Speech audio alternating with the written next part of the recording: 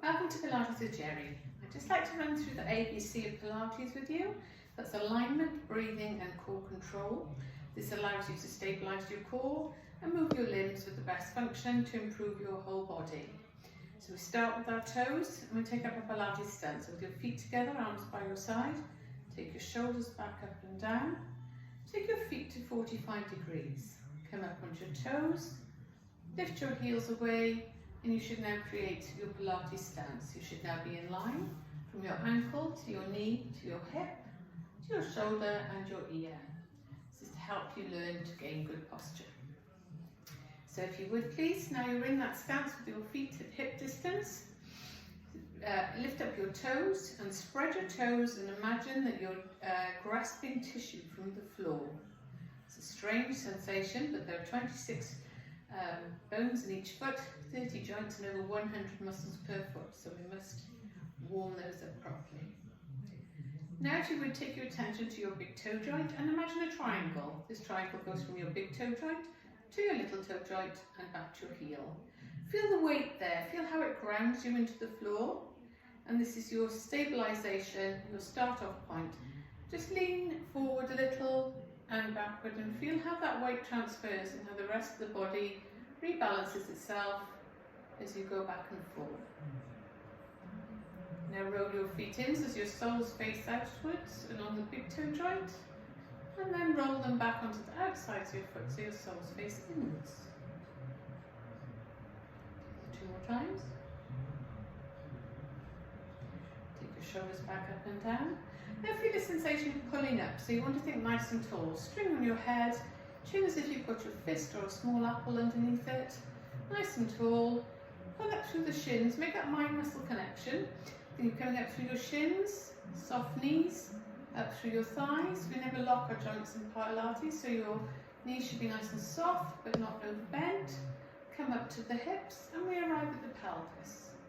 So I want you to imagine that your pelvis is a bucket of water. So gently, in order to find your neutral spine, tilt back and forth so that you don't take any water out of the front or any out of the back. You should find you get to a stage where you're comfortable and you're grounded, and from the waist down you feel solid and stood up tall. Take your shoulders up, back and down. Imagine that your shoulder blades, like plates of butter, sliding over your rib cage down towards your back pocket. And now we come to our breathing. Put your fingers in the centre of your rib cage. In Pilates we breathe laterally and thoracically. So we want to imagine that we're going to expand our ribs out to the side now. So by putting your fingertips here, as you take a big deep breath in through your nose and then exhale through your mouth, you'll feel the expansion in the rib cage. Pulling up through your pelvic floor now, tighten all the muscles as if to stop yourself going to the toilet. Pulling up tight now, pulling that navel into spine, fingers on your rib cage, breathe in through your nose. And exhale as much as you can through your mouth as if blowing out a candle. As you breathe out, you should feel that your ribs now kind of sink towards your waistband. So we'll do that a few more times. Breathe in. Your fingers splay. As you exhale, your lower 2 pairs of ribs, your floating ribs go in and down, and your fingertips come back together.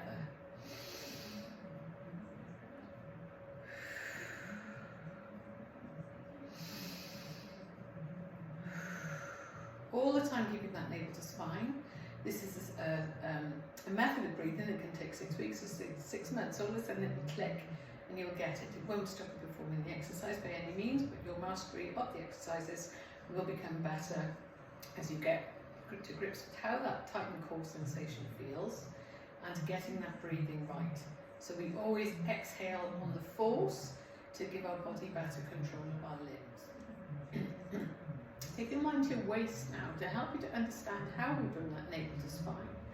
If you had a 10-notch belt and you wanted to make yourself as slim as you could, so you breathe in and in and in and in, pulling that tummy into the core, navel to spine, mind muscle control, pull that belt in, that imaginary belt, until it's really uncomfortable. And then if you release it from 10 notches to about 30%, so you're still aware that you've got that core control, your navel's to spine, and it's tight but it's comfortable. So you now feel like you've got really tight trousers on or tight jeans to go out at night time. Everything is looking good, you're all tight in core, it's pulled in, and you've got that core control. Very important to be aware of your pelvic floor, pull it up into you as you pull that navel to spine. Take your shoulders back and down, take a deep breath in, and exhale. We have 4 natural curves in our spine. So the aim of tilting the pelvis to find your neutral spine was to show you that we have a cervical, thoracic, a lumbar and a sacral curve.